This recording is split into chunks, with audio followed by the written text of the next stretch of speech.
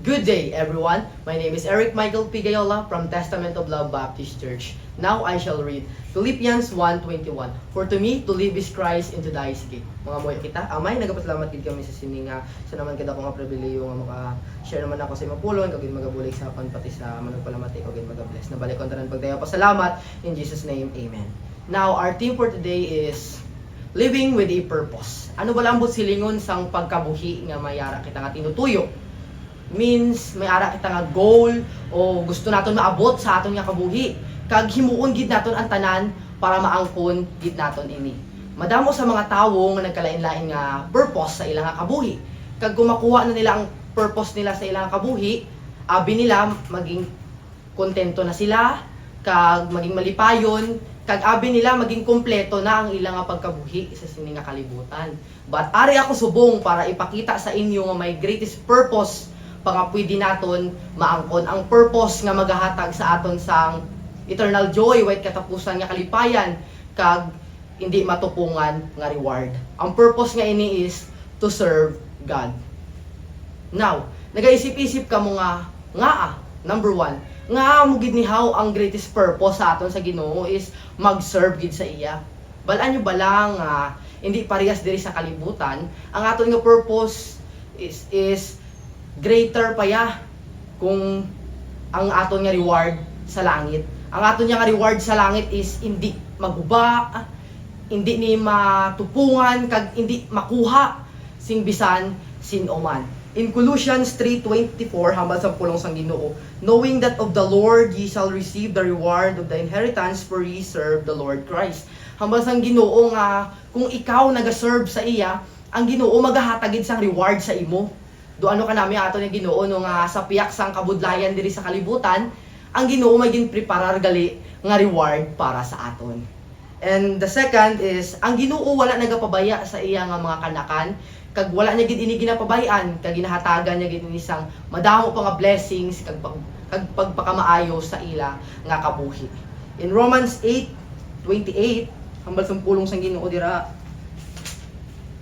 and we know that all things work together for good to them that love God, to them who are the called according to His purpose. Hambal sa pulong sang Ginoo nga kung anuman nga mga blessings or pagpakamaayo kag ang desire sang aton nga tagipusoon, igahatag gina sa aton sang Ginoo kung palanggaon naton siya. Amo na ka mayad ang aton nga Ginoo, amo gid ka nami. And the third is ang Ginoo wala paano naton i-serve ang Ginoo para maangko naton inang reward nga iya nga ginpreparar sa aton. Dira ina makita sa may Matthew 5:14 to 16 hambal sa pulong sa Ginoo, ye are the light of the world, a city that it sit on an hill cannot be hid, neither do men light a candle and put it under a bushel, but on a candlestick, and it giveth light unto all are in the house. Let your light so shine before men that they may see your good works and glorify your Father which is in heaven. Hambal sa pulong sa Ginoo nga kita ang suga diri sa kalibutan, kag kita ang magatao sang example sa mga tawo nga makita man nila si Kristo sa aton nga pagkabuhi, kag ma-encourage man naton sila nga mag-alagad man sa Ginoo, kag makilala nila nga ang Ginoo amo gid ang aton nga manluluwas. Kag ginhimo kita sa Ginoo nga para idayawon naton siya, kag amo gid dapat ang aton nga pagahimuon. Kag amo ni ang greatest purpose sa aton nga kabuhi, while sa iban nga mga tawo, sa mga unbeliever or sa mga wala nakakilala pa kay Kristo, pag sila napatay na, wala na sila paglaom sa ilang kabuhi. But as a Christian, kita nga mga Christian, pag kita napatay na, dira nagaumpisa ang aton nga reward. Mabato na naton ang eternal joy, white katapusan nga kalipayan, kag our fulfillment, maging kompleto na gid kita. Just like sa ginbasa ko kagina sa may Philippians 1:21, for to me to live is Christ and to die is gain.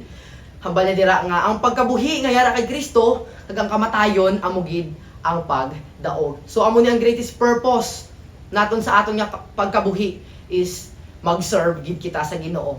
I-serve naton ang aton nga Ginoo samtang nagakabuhi kita, kag dayawon gid naton siya sa tanan nga tion.